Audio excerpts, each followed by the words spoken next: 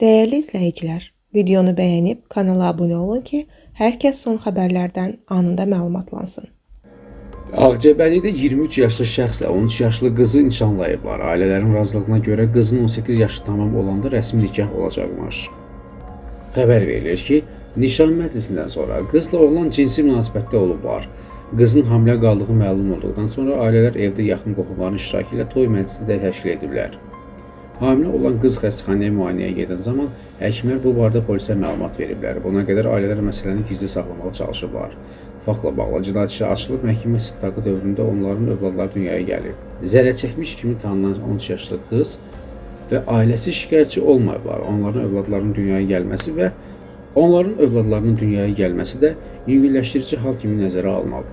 Məhkəmənin hökmü ilə oğlan barəsində şərti cəza təyin edilib. Həbsdə olan oğlan azadlığa buraxılıb və barəsində polis nəzarətinə verilmək qəti imkan tədbiri seçilib.